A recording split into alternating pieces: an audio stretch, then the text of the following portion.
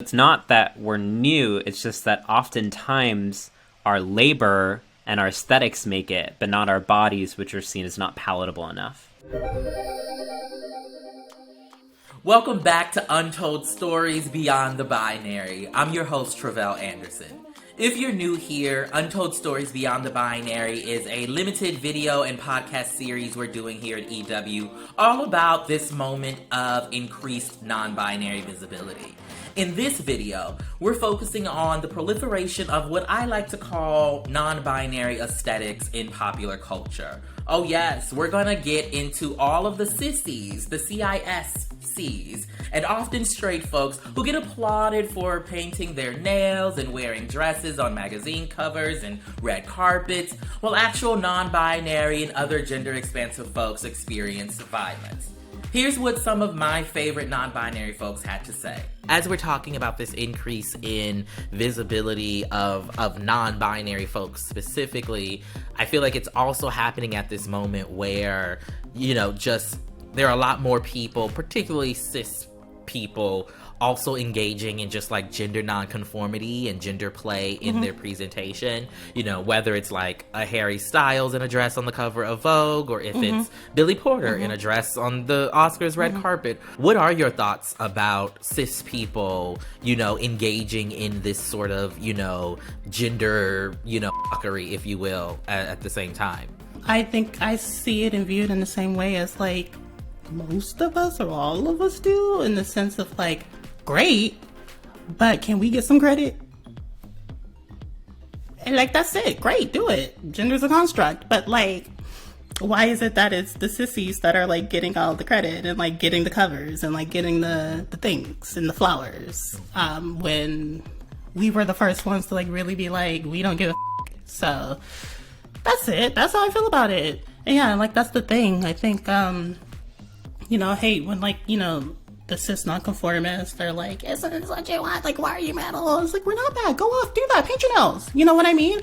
But it's just like, you're getting the claps while we're getting the kicks. You know what I mean? Like, and there's a reason why, because you're cis, and like, there's privilege in that. If you can just really allow yourself to consider that gender identity, gender expression, sexual orientation, pronouns are completely non-linear for some people, then they're completely parallel. You know what I'm saying? Then you can really open your life. When you think about the fact that Prince, to my knowledge, Prince did not identify as non-binary, but Prince's gender expression was very interesting.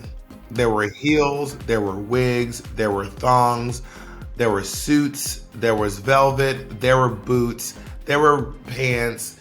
There was a lot going on. Dennis Rodman is another person who, as far as I know, he uses he and pronouns, and he has a very interesting gender expression. You know what I mean? I think that people think that if you are non-binary, you have to dress that way, or if you're, but also think about cis people being cis het and then being like, oh, I just like wearing dresses. People in their head, they're like, there's gotta be something else going on. Or they just realize that, when you shop outside of your designated zone at Target, you can find some pretty cool stuff. This reminds me of a lot of the like social media conversation around, I don't know the guy's name, but it's this like old white guy who, puts on a pencil skirt and heels to go to work. If I'm not mistaken, he doesn't identify as part of the community or anything like that. He's just like, I like these shoes. I think that having these cishet people come out and do these things is actually going to be able to help other cishet people see what it actually means, that it's not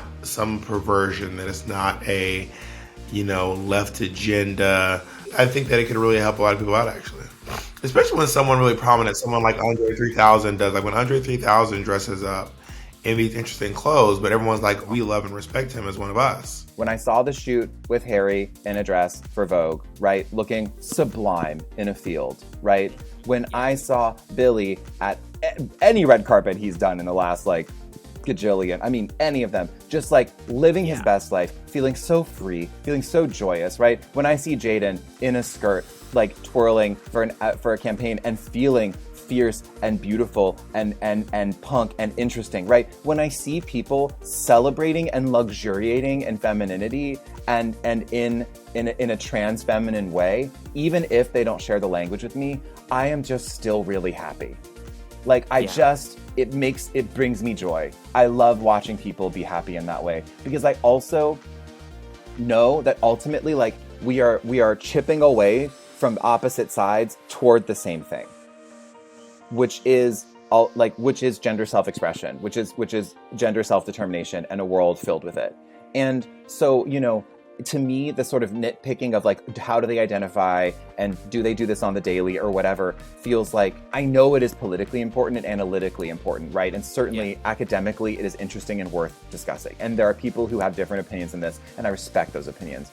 But to me, it's like, I don't think I can hold resentment around that, because I want to focus on the joy that they're bringing. My hope is that those men that you mentioned are doing it because it feels right for their gender and not because they know that it will get them headlines. Because if they're doing it because it feels right and good for them, then I'm actually stoked that that is a space that we're creating. But we also know that that will get them a lot of attention and headlines like, oh my gosh, Harry Styles in a dress, oh my gosh, Kid Cudi in a dress. Those were like literal articles. And so I think it's just this sort of tentative hope that we can one day move towards a space where men are able to wear those things without it making headlines. But as long as it is making headlines, I think I'm a little bit skeptical. Yeah, it's like someone can just take it on and off when they want to, right? And for us, it's an expression of the deepest part of our soul. It's not something to play around with from time to time. And I don't mean to minimize the impact of that stuff, because I think it does have a positive impact for that to be seen. But, ooh, the most annoying thing is like, wow, that person's brave. Yes. Like, hello, there are those of us who are living it, right? Who are embodying it all the time. And to, you know, and I always want to say like, brave how? In what way? Is that, you know, like, could you be specific? Are you saying because it's so awful to be us and they're like dipping into that, you know, awfulness? Is that what you mean? In addition to that, it's like, I know so many beautiful non-binary, trans, gender non-conforming people who could use more opportunities.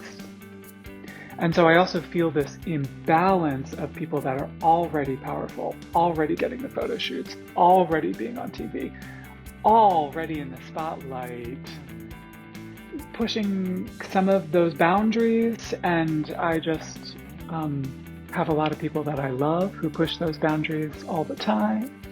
And I want them to be seen more. This conversation also frustrates me because our genius, our technological innovations, our ideas, our aesthetics, our beauty built contemporary entertainment, beauty, and fashion industries. So I've been so excited about the rise of La Roche, the amazing Black queer stylist of Zendaya, all these other folks who just got acknowledged as Stylist of the Year by Hollywood Reporter. And that felt like a really important moment because for so long, particularly Black gender nonconforming sensibility, aesthetic sensibility, made contemporary Hollywood glamour. It's just that you'd never see those bodies, right? And to actually have La in a Valentino gown being recognized for their genius and their talent, I want more of that energy, right? So it's not that we're new, it's just that oftentimes our labor and our aesthetics make it, but not our bodies, which are seen as not palatable enough.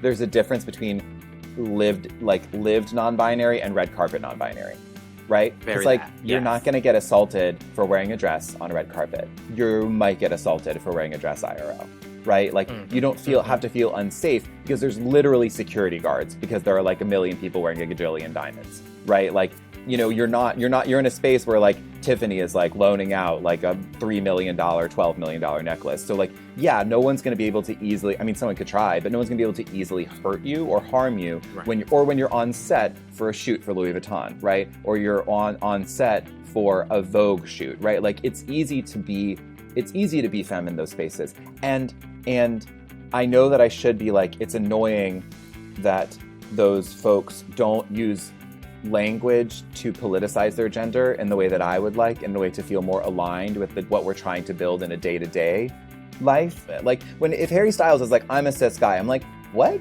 Like, I mean, I respect self-identification, but I don't understand how you conceptualize of yourself as cis. Like, why would you choose the boring option when you so clearly are not? You know what I mean? Like, your gender expression is not cis, darling. So, like, if your identity is not, that's fine. There's a difference between gender identity and gender expression. But, like, I get kind of confused and a little, like, it makes my brain hurt, because I'm like, but functionally, you're, like, GNC and non-binary. Like, what? Like, huh? Okay. But we're much more similar than we are different. And, like, it's annoying that you're going to put up the wall of cis to sort of separate yourself from me, because, like, we're really similar and should raid each other's closets and, like, have fun and look cute together, yes. Right? I mean, I'm not, like, fancy or rich enough to look cute with you or alongside you. I don't have enough established value within the industry to, like, ever be alongside you, but, like, maybe one day. Right. It makes me also think of the conversations that we have about visibility and representation in Hollywood, right? And the ways in which, cis folks have been playing trans folks on screen and winning awards for it. I wonder if the average person, the average cis person, feels most comfortable viewing us as fake. And that this sort of reinforces that, or at least, to have someone who's cis playing with makeup and has a dress on, right? And is on the cover of a magazine, that can sort of feel like non-threatening. Yeah. But if we're embodying it, it is a threat to their very, concept of the binary and gender and stuff like that. And so it's a whole different ballgame.